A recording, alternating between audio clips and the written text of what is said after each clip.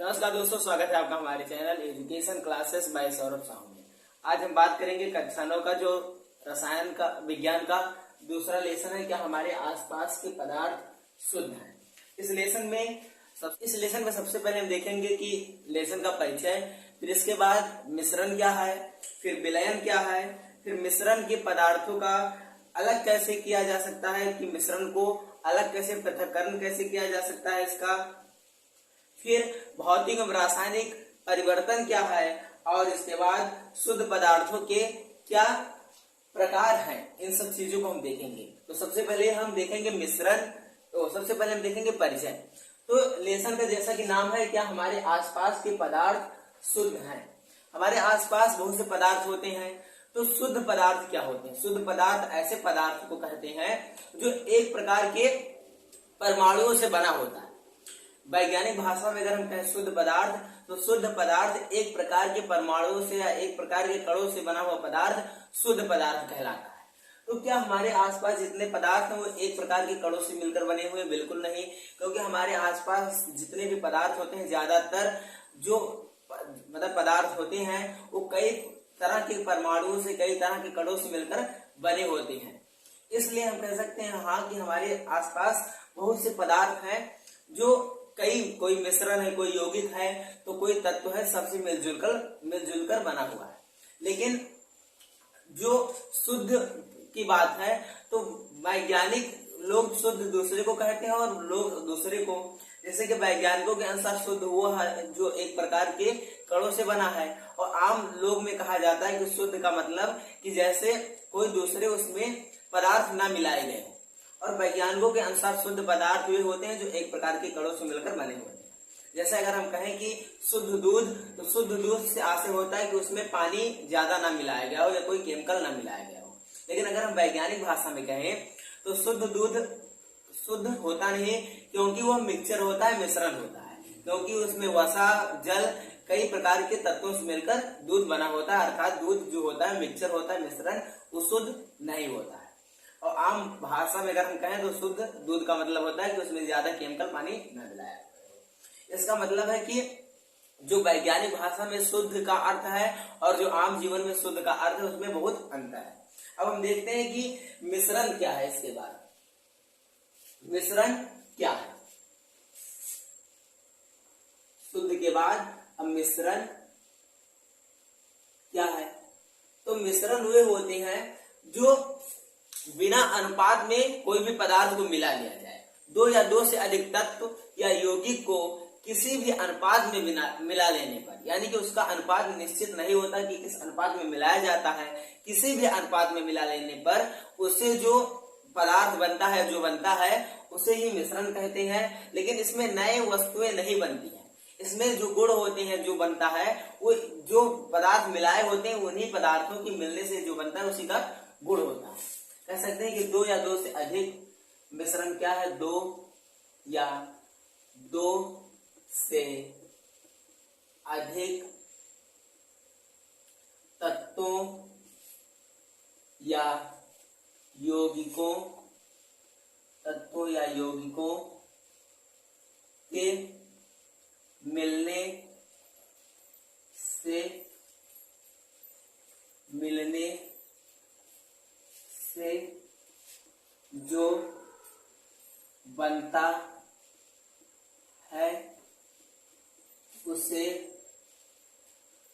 जो बनता है उसे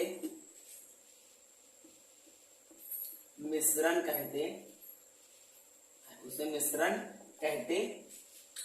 दो या दो से अधिक तत्वों या यौगिकों के मिलने से जो बनता है या जो पदार्थ बनता है उसे मिश्रण कहते हैं। इसमें नई वस्तुएं नहीं बनती, पुरानी वस्तुएं जो बनती है उन्हीं का गुण उसमें रहता है। मिश्रण भी दो प्रकार के होते हैं। सबसे पहले मिश्रण जो होता है वो दो या दो से अधिक तत्वों या यौगिकों के मिलने से बनता है। लेकिन इसमें अनुपात जो होता है दो या दो से अधिक तत्वों या यौगिकों के किसी भी अनुपात में मिलने से, यानी कि अनुपात जो होता है उसका निश्चित नहीं होता। यौगिकों के अनिश्चित अनुपात,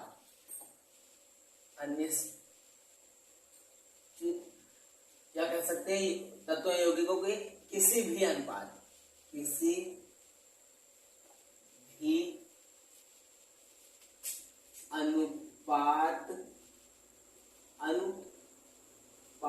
अनुपात किसी भी अनुपात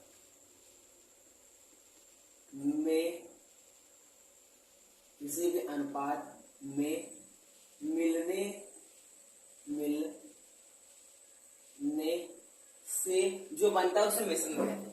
यानी कि इसमें अनुपात निश्चित नहीं होता। अगर हम अनुपात में मिला के बनाएंगे तत्वों को तो यौगिक बनेगा, लेकिन हम जब किसी भी बिना अनुपात की मिला देते हैं, उसका कोई अनुपात निश्चित नहीं होता, तो मिश्रण बन जाता है। या उसमें तत्व मिला दे, यौगिक मिला दे, कुछ भी मिला के बना दे, उसका कोई अनुपात ना हो कि कितना क्या मिलाया जाएगा, तो मिश्रण हो जाता है, मिक्सचर हो जाता है। जैसे चीनी में, पानी में चीनी घोर देना, उसका कोई अनुपात नहीं होता कि इतने अनुपात इतना पानी रहना चाहिए, इतना चीनी, कितना भी हम घोर दें तो वो शरबत बन जाएगा। तो वो एक प्रकार का मिक्सचर है, यानी कि मिश्रण है। अब इसमें भी इसके कई बातें होती हैं। ऐसा नहीं है कि जो मिश्रण हो इसमें केवल द्रव या ठोस कोई एक हो। मिश्रण में आप द्रव भी मिला सकते हैं, द्रव से ठोस, ठोस से गैस, यानी कि तीनों अवस्थाएं जो होती हैं, तीनों आपस में कोई भी दो मिला दीजिए, उसका जो बनेगा बिना अनुपात में मिलाए हुए, कोई अनुपात जिसका निश्चित ना हो, तो वो मिश्रण होगा। वो किसी भी अनुपात में रहे, मतलब उसका कोई अनुपात पक्का ना हो कि कितना है, और चाहे वो जो अवस्था में रहे, ठोस हो, गैस हो, चाहे द्रव हो, कोई भी हो, और मिलाने पर मिश्रण बनेगा। अब ये हो गया। और इसमें दो भाग होते हैं, मिश्रण जो है उसमें दो भाग होते हैं। मिश्रण दो या दो से अधिक तत्वों या यौगिकों को किसी भी अनुपात में मिलाने से जो बनता है उसे मिश्रण कहते हैं। इसमें नए तत्व नहीं बनते हैं, इसमें पुराने के ही गुण उसमें रहते हैं। अब इनके दो भाग होते हैं, एक होता है समांगी, दूसरा होता है विषमांगी। समांगी, विषमांगी, एक समांगी एक विषमांगी। समांगी जैसे शब्द से पता चला, सम प्लस आंगी, सम प्लस आंगी, यानी कि ऐसे दो पदार्थ या ऐसे पदार्थ या यौगिक जो मिलाने पर एकदम आपस में घुल जाएं, वो समांगी कहलाते हैं। समांगी मतलब एकदम सम हो जाएं, एकदम घुल मिल जाएं, तो समांगी कहलाते हैं। और विषमांगी वो होते हैं जो मिला तो दिए जाते हैं, लेकिन वो आपस में एकदम मिलते नहीं है। उन्हें हम देखकर बता सकते हैं कि ये कौन कौन से पदार्थ उसमें मिलाए हुए हैं। जैसे अगर हम समांगी का मतलब, जैसे नमक या चीनी हम पानी में मिला दें, तो इसमें समांगी होता है। हम देख के उसे नहीं बता पाएंगे कि ये चीनी इसमें मिलाया गया, नमक मिलाया गया, केवल जल है, क्या है, इसे हम नहीं बता पाएंगे। लेकिन अगर हम दाल चावल एक में मिला दे तो हम उसको देखकर बता सकते हैं कि हाँ ये चावल है, ये दाल है, यानी कि इसका जो मिक्सचर है ये विषमांगी है और उसका समांगी है। अब समांगी और विषमांगी हो गया। अब इसके बाद विलयन। विलयन क्या है? मिश्रण में ही विलयन भी आता है। विलयन क्या है? विलयन क्या है? विलयन वो होता है दो या दो से अधिक तत्वों के समांगी मिश्रण को विलयन कहते हैं। विलयन क्या है? दो या दो से अधिक तत्वों के, दो या दो से अधिक तत्वों के समांगी मिश्रण को, दो या दो से अधिक समांगी मिश्रण, दो या दो से अधिक तत्वों के समांगी मिश्रण को विलयन, यानी कि दो या दो से अधिक तत्वों के समांगी मिश्रण को विलयन कहते हैं। दो या दो से अधिक तत्वों के समांगी मिश्रण को विलयन कहते हैं। विलयन में चाहे जो अवस्था हो, ठोस, द्रव, गैस, तीनों अवस्था में से किसी को भी दो को घोल दिया जाए, दो से अधिक को घोल दिया जाए तो विलयन ही कहलाएगा। चाहे वो गैस और द्रव का घोल हो, द्रव गैस का हो, ठोस गैस का हो, ठोस द्रव का हो, यानी कि किसी भी अवस्था में दो या दो से अधिक जो तत्व के समांगी मिश्रण होगा उसे हम विलयन कहेंगे। समांगी मिश्रण होगा दो या दो से अधिक पदार्थों का, तत्व कहें यहाँ पदार्थ कह सकते हैं कि दो या दो से अधिक पदार्थों के समांगी मिश्रण को पदार्थों के समांगी मिश्रण को विलयन कहते हैं, क्योंकि तत्व कहना सही नहीं होगा, तत्व नहीं, दो या दो से अधिक पदार्थों की, यानी कि पदार्थ में कोई भी हो, तत्व हो, यौगिक हो, कुछ भी हो, चाहे किसी भी अवस्था में हो, कोई भी तत्व हो, कोई यौगिक हो, कोई पहले से मिक्सचर ही हो, चाहे उन्हें जब हम घोर देंगे दो या दो से अधिक, और उनका लेकिन जो मिक्सचर होना चाहिए वो समांगी होमोजीनियस मिक्सचर होना चाहिए। अगर समांगी मिश्रण हो गया तो उसे हम विलयन कहेंगे। अब इसके कुछ गुण है। पहला तो ये कि इसमें चाहे जो अवस्था हो, माने नहीं रखता कि कौन सी अवस्था है, तो उसका ये है कि समांगी मिश्रण होना चाहिए तो विलयन कहलाएगा। और ये कैसा होता है, तो विलयन जो होता है वो समांगी मिश्रण होता है। पहला अगर हम कहें कि विलयन, इसके गुणों की बात करें तो विलयन समांगी मिश्रण होता है। इसके जो व्यास होते हैं वो सूक्ष्म होते हैं, इसलिए नंगी आंखों से नहीं दिखाई देते हैं, माइक्रोस्कोप से दिखाई देते हैं। और तीसरा कि इनके जो गुण होता है, इनका जो विलयन होता है वो अत्यधिक अस्थाई होता है, यानी कि जब हम मिला देंगे, विलयन बना देंगे, तो विलयन अगर बहुत देर तक भी रखा रहेगा तो ऐसा नहीं है कि वो दोबारा फिर से रिवर्सिबल हो जाएगा, वो जैसे है वैसा बना रहेगा। यानी कि विलयन कितना भी देर रखा रहेगा वो अस्थाई रहेगा। अगर हम चीनी को पानी में घोर देंगे तो दोबारा चीनी नहीं बनेगा, बल्कि वो पानी में वैसे घुला रहेगा, यानी कि वो अस्थाई बना रहेगा। इसलिए हम कह सकते हैं, इसके गुणों की बात करें तो पहला कि ये समांगी मिश्रण है। दूसरा अगर कहें तो ये इनके जो व्यास होते हैं वो सूक्ष्म होते हैं, नंगी आंखों से नहीं दिखाई देते। तीसरा ये अस्थाई होते हैं, अत्यधिक अस्थाई होते हैं। चौथा ये किसी भी अवस्था में हो ये माने नहीं रखता, इनकी अवस्था चाहे जो हो, चाहे ठोस हो, गैस हो, द्रव हो, ये किसी भी अवस्था में हो, ये अगर समांगी उनका मिश्रण हो रहा है तो विलयन कहलाएगा। समांगी मिश्रण हो रहा है तो विलयन कहलाएगा।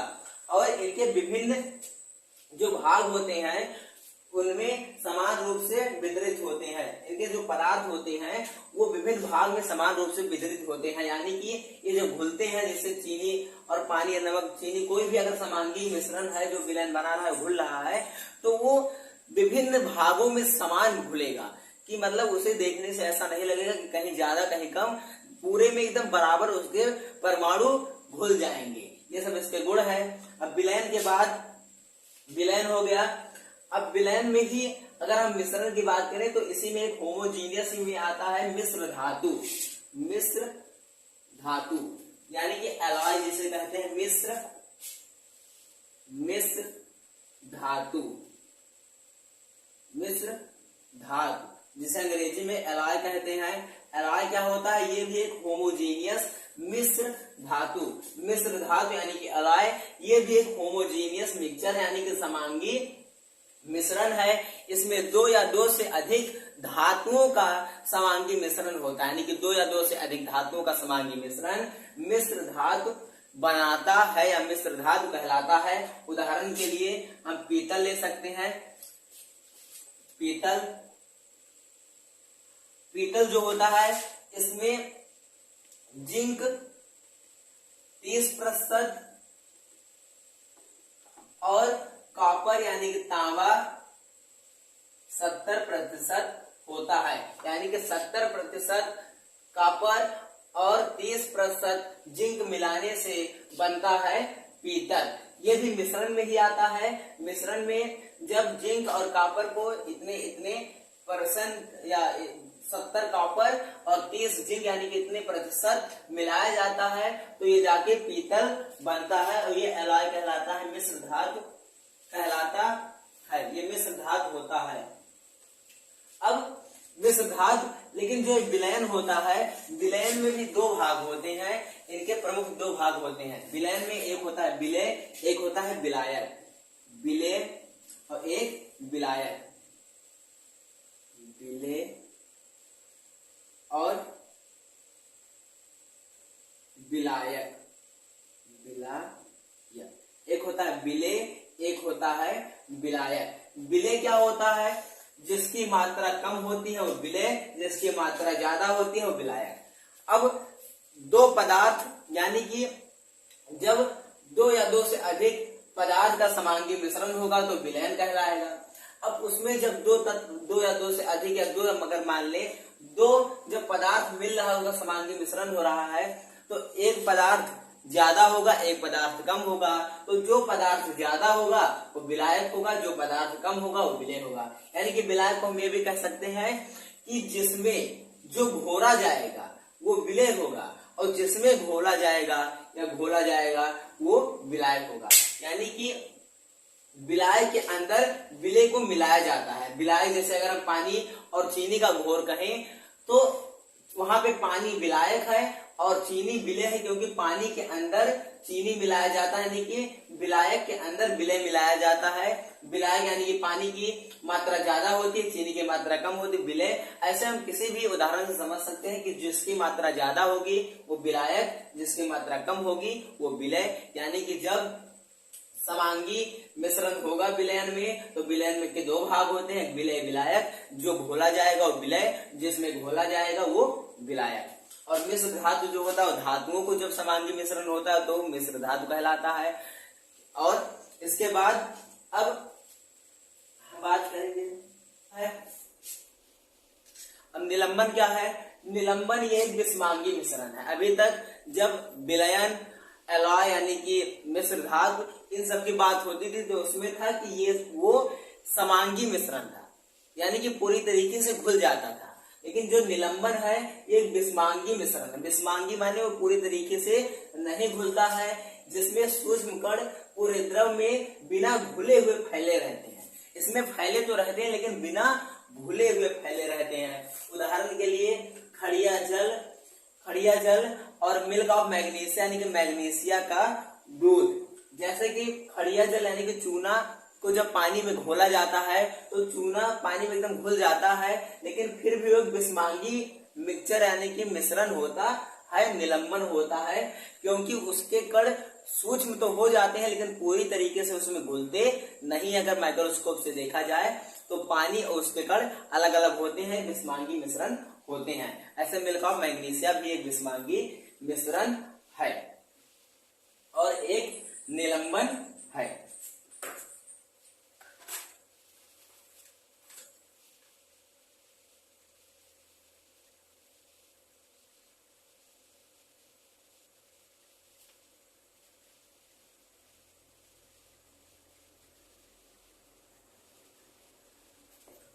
अब इनके गुण क्या होते हैं निलंबन के गुण।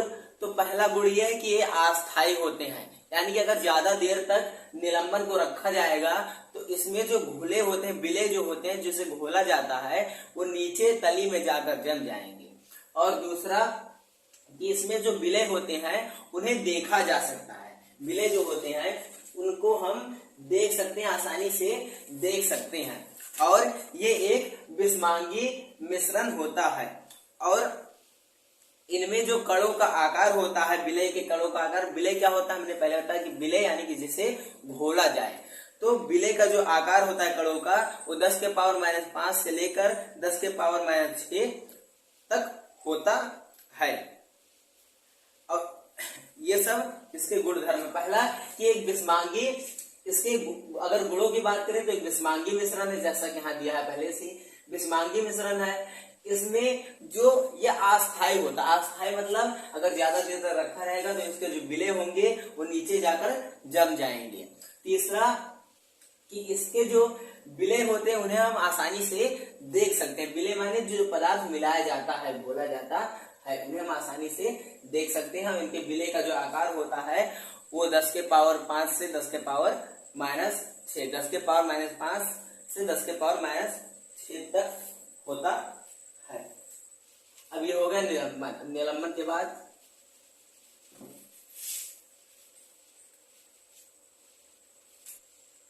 अब कोलाइडी विलयन क्या है। तो ये विलयन जो होते हैं इनके जो विलेय का आकार होता है वो विलयन के आकार से बड़ा होता है, यानी कि विलयन जो होता है वो समांगी मिश्रण होता है। विलयन को अंग्रेजी में सॉल्यूशन कहते हैं, जो हमने पहले बताया कि विलयन एक समांगी मिश्रण है। तो उनके जो विलेय होते हैं उनसे इसके जो विलेय होते हैं उनका आकार बड़ा होता है। ये भी एक विषमांगी मिश्रण है लेकिन देखने में एकदम समांगी लगता है। लेकिन जैसे अगर उदाहरण की बात करें तो दूध, स्याही, रक्त, साबुन का झाग, ये सब कोलाइडी विलयन ही है। देखिए इसमें खून में, फिर क्या नाम है, दूध में भी बहुत से मक्खन घी सब होता है, लेकिन वैसे देखने पे आपको लगेगा कि एकदम घुला है, नहीं दिखाई देगा, लेकिन वास्तव में उसके अंदर भी कण होते हैं जो विलय होते हैं, मिले होते हैं, जिन्हें हम बाद में अलग कर सकते हैं। अब इसके बाद कोलाइडी विलयन हो गया। अब इसके बाद हम यही देखेंगे किस प्रकार से अलग किया जाता है, पृथक्करण किया जाता है इन जो मिश्रण है इनका।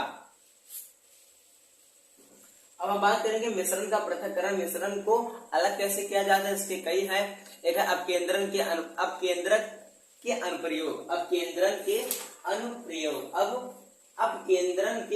अनुप्रयोग, एक है अपकेंद्रन के अनुप्रयोग, एक है वाष्पीकरण के द्वारा, एक है प्रभाज्यासमन। ऐसे कई क्रियाएं जिसके द्वारा हम इन्हें अलग कर सकते हैं। अब हम बात करेंगे भौतिक और रासायनिक परिवर्तन के। भौतिक और रासायनिक परिवर्तन क्या है, भौतिक परिवर्तन क्या है, रासायनिक परिवर्तन क्या है। तो भौतिक परिवर्तन जो होता है इसमें केवल भौतिक चीजें परिवर्तित होती हैं, रासायनिक चीजें नहीं, यानी कि इसमें केमिकल कंपोजिशन चेंज नहीं होता, केवल फिजिकल चेंज होता है। जैसे कि उसका आकार चेंज हो जाएगा, उसकी अवस्था चेंज हो जाएगी, इस प्रकार से इसमें अवस्था, आकार, ये सब चेंज होगा, उसका जो केमिकल कंपोजिशन वो चेंज नहीं होगा। रासायनिक परिवर्तन में उसका केमिकल कंपोजिशन ही चेंज हो जाता है, इससे एक नए तत्व बन जाते हैं, मतलब एक नया पदार्थ बन जाता है, और इससे कोई नया पदार्थ भौतिक परिवर्तन से नहीं बनता है। भौतिक परिवर्तन मतलब हुआ जैसे कि पानी से बर्फ बनाना, बर्फ से फिर पानी बना देना, फिर उसे वाष्प बना देना, यानी कि रिवर्सिबल होता है या नॉन रिवर्सिबल होता है। भौतिक परिवर्तन जो होता है वो हम दोबारा उसे फिर से उसी में रिवर्स कर सकते हैं। जैसे अगर हम पानी से बर्फ बनाते हैं तो बर्फ से पानी बना सकते हैं, यानी कि वो रिवर्सिबल है, उसे हम चेंज कर सकते हैं उसकी अवस्था को दोबारा।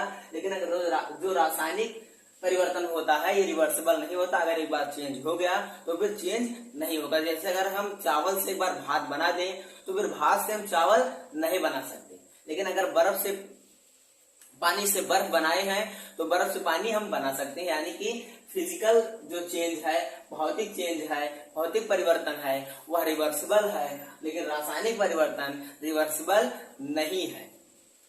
इस प्रकार से इसमें पहली बात, ये भौतिक परिवर्तन चेंज रिवर्सिबल है, रासायनिक रिवर्सिबल नहीं है। फिर भौतिक परिवर्तन जो होता है उसमें केमिकल कंपोजिशन नहीं चेंज होता, रासायनिक परिवर्तन में केमिकल कंपोजिशन चेंज हो जाता है।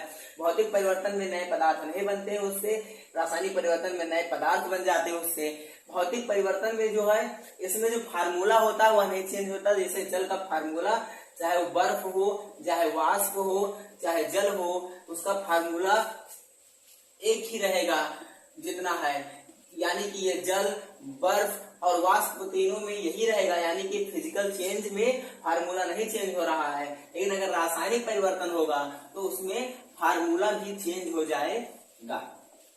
यह सब भौतिक और रासायनिक परिवर्तन में होते हैं।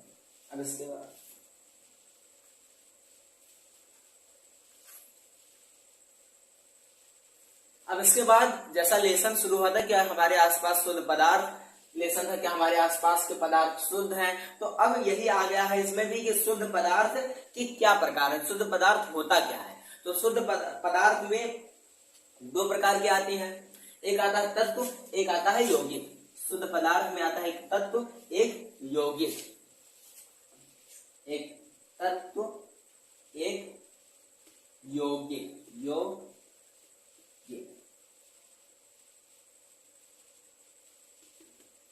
एक तत्व यौगिक, ये दोनों शुद्ध पदार्थ में आते हैं। अब तत्व क्या है, एक प्रकार के कणों या एक प्रकार के परमाणुओं से बना हुआ पदार्थ तत्व कहलाता है। और दो तत्वों या दो से अधिक तत्वों की एक अनुपात में मिलाने पर यौगिक बनता है। यौगिक जो होता है उसका एक अनुपात होता है, उसे मिलाने पर एक अनुपात में मिलाया जाता है, तब जाकर यौगिक बनता है। और जो तत्व होता है वो खुद तत्व को बनाया नहीं जा सकता।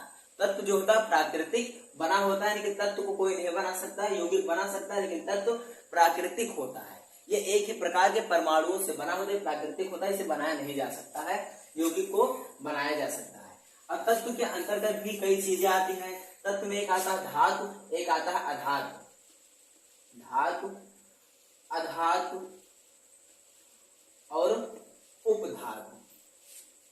धातु, अधातु और उपधातु। धातु, अधातु, उपधातु, ये तीनों आते हैं इसी में, तत्व में आते हैं। अगर हम तत्व के बारे में कहें कि तत्व क्या है, तो लेवेसिये एक वैज्ञानिक थे। लेवासिये एक वैज्ञानिक थे। उन्होंने तक कहा था कि तत्व वे पदार्थ हैं जिन्हें ना हम तो विभाजित कर सकते हैं और ना बना सकते हैं। यानी कि तत्व को ना बनाया जा सकता है, ना खत्म किया जा सकता है, ना दो भागों में विभाजित किया जा सकता है।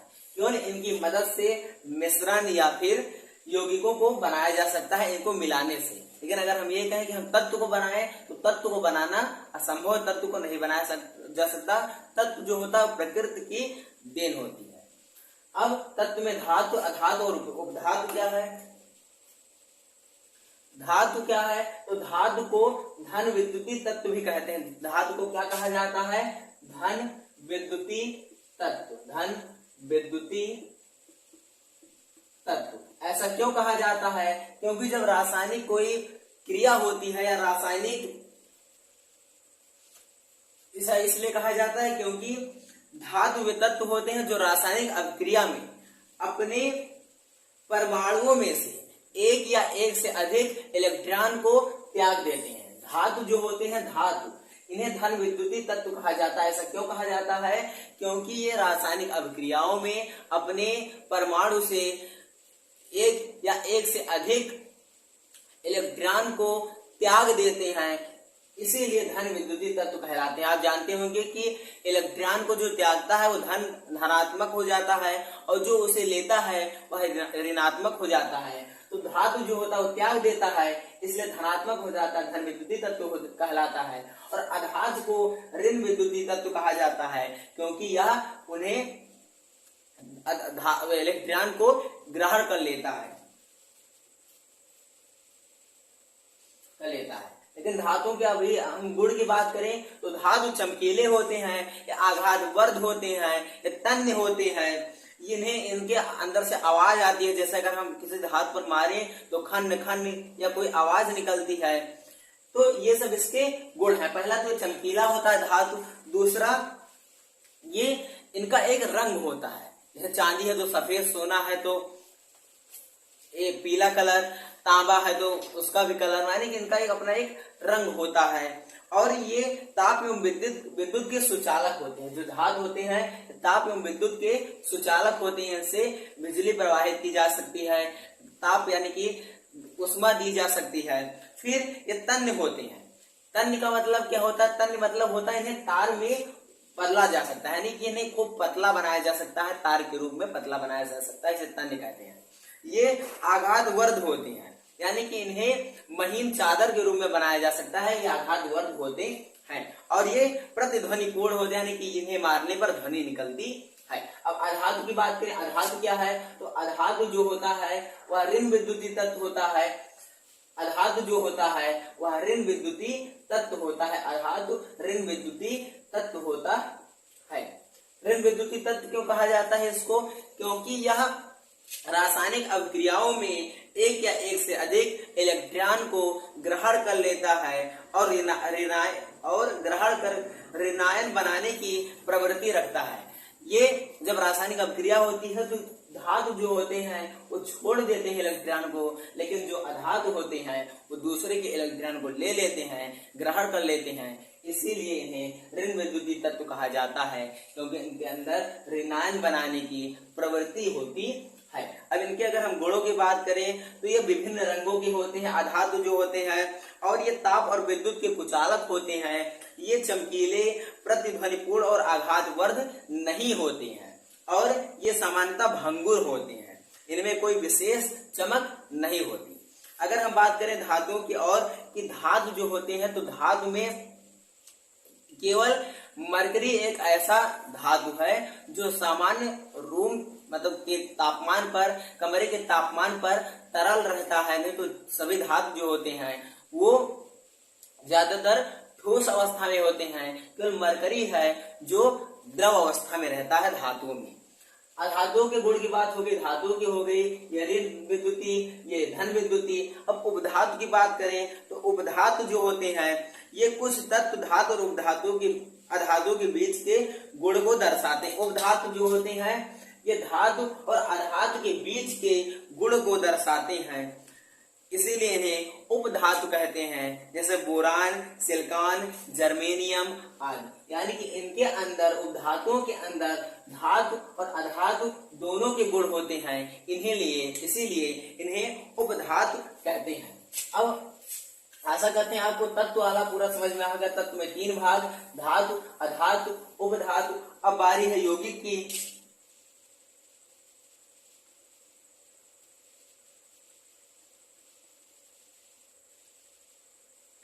अब बात करेंगे यौगिक। यौगिक क्या है?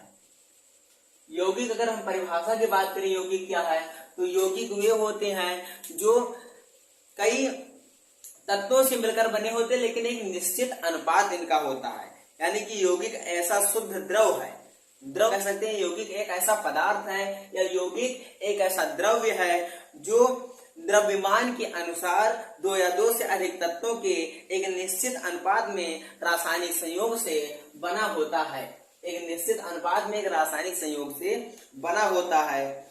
और आधुनिक संकल्पना के अनुसार अगर हम बात करें तो यौगिक ऐसा शुद्ध द्रव है जिसमें 2 या 2 से अधिक विभिन्न परमाणु क्रमांकों के परमाणुओं की संख्याएं एक निश्चित अनुपात में परस्पर रासायनिक संयोग के द्वारा अणु बनाती हैं। उदाहरण के लिए हम कह सकते हैं, अगर हम बात करें यौगिक, यौगिक की परिभाषा से आपको समझ में आ गया, लिखने की जरूरत नहीं है, कि 2 या 2 से अधिक पदार्थों की, 2 या 2 से अधिक पदार्थों के एक निश्चित अनुपात में मिलाने पर यौगिक बनता है। एक अनुपात में जब मिलाया जाता है तो यौगिक बनता है। अगर हम एग्जाम्पल की बात करें तो एग्जाम्पल देखिए, एग्जाम्पल की बात करें तो जैसे हम जल ले लें, जल, तो जल का फार्मूला होता है, ये जल ले लिए, जल का फार्मूला। अब इसमें देखिए ये एक तत्व, ये दूसरा तत्व, ये हाइड्रोजन, ये ऑक्सीजन। अब 2 हाइड्रोजन मिलाया गया, 1 ऑक्सीजन मिलाया गया, तब जाके बना है जल। यानी कि इसका जो रेशियो अनुपात है वो निश्चित है कि जब 2 हाइड्रोजन व 1 ऑक्सीजन मिलाया जाएगा तभी जल बनेगा। अगर हम इसे 3 कर देंगे, इसे 2 कर देंगे, कोई अंतर कर देंगे, तब जल नहीं बनेगा। यानी यौगिक जो होता है वो एक अनुपात में होता है। अनुपात से अगर हम इधर उधर करेंगे तो वो पदार्थ नहीं बनेगा। और अगर हम इसमें अगर एक और बात कर लें, शर्करा यानी कि चीनी की, शर्करा, शर्करा कि शर्करा क्या है, तो आप शर्करा को देखिए यानी कि चीनी, इसका जो रासायनिक सूत्र है वह है C12H22O11। यानी कि इसमें कार्बन 12, हाइड्रोजन 22, ऑक्सीजन 11 के अनुपात में है, तब जाकर के शुगर यानी कि शर्करा बन रहा है। यानी कि यौगिक जो होता है उसका एक अनुपात निश्चित होता है। आशा करते हैं आपको इतना समझ में आया होगा। अब इसके बाद यौगिक भी खत्म हो गया। अब इसके बाद मिश्रण और यौगिक में अंतर क्या है, मिश्रण और यौगिक में क्या अंतर होता है ये देखिए। मिश्रण और यौगिक में जो अंतर होता है इसे हम बोल के ही बता दे रहे हैं क्या अंतर होता है। मेन जो मिश्रण होते हैं उनका पहली बात तो कोई अनुपात नहीं होता है, उन्हें चाहे जैसे भी किसी भी पदार्थ को मिला दिया जाए तो मिश्रण बन जाते हैं। लेकिन यौगिक में जो होता है उनके पदार्थों का एक अनुपात होता है, तब जाकर के यौगिक बनता है।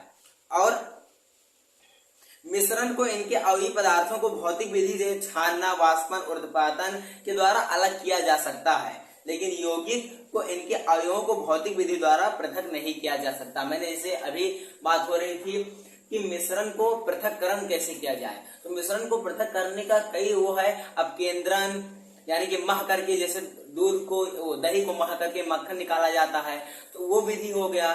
फिर उसे वाष्पीकरण करके यानी वाष्पित कर करके, ऊर्ध्वपातन के द्वारा छान करके, ये सब कई तरीके हैं जिससे हम मिक्सचर को अलग कर सकते हैं, लेकिन यौगिक जो होता है उसे भौतिक तरीके से अलग नहीं किया जा सकता है। यौगिक एक ही प्रकार के अणु होते हैं यौगिक में, और इसमें मिश्रण में 2 या 2 से अधिक किसी भी प्रकार के अणु हो सकते हैं। कोई भी अणु मिल जाए ये बन जाता है, इसमें एक ही प्रकार के अणु होते हैं। यौगिक का गलनांक जो होता है, क्वथनांक घनत्व निश्चित होता है, लेकिन मिश्रण का गलनांक, क्वथनांक और घनत्व निश्चित नहीं होता है। यौगिक समांग होता है, विलयन जो कि समांग होता है को छोड़कर मिश्रण प्राय विषमांग होता है। यानी कि यौगिक जो होता है वो समांगी होता है, यौगिक जो होता है वो समांग होता है, एक प्रकार के ही तत्व उसमें होते हैं, एकदम मिला होता है, समांग होता है। लेकिन जो मिश्रण होता है उसमें केवल जो विलयन है वह समांग होता है, समांगी होता है, उसको छोड़कर जितने भी हैं सब विषमांग है। जैसे कि निलंबन उल्लंबन हो गया, तो ये सब विषमांग है। अब ये सब इसके अंतर मेन थे। अब इसके बाद कुछ प्रश्न देख लेते हैं।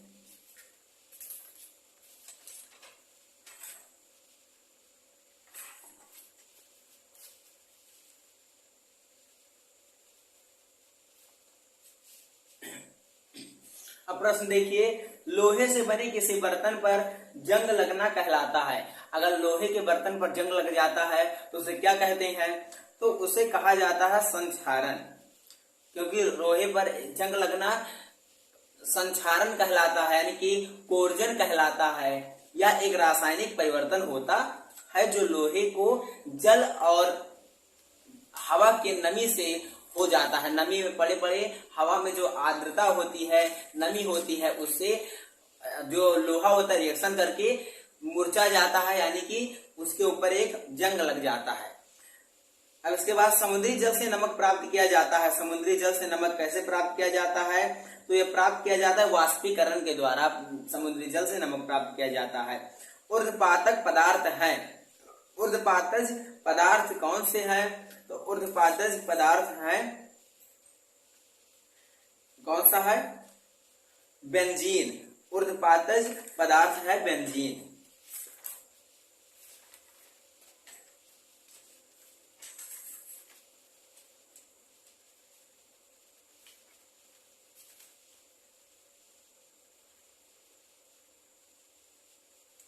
अब कमरे के ताप पर द्रव धातु है।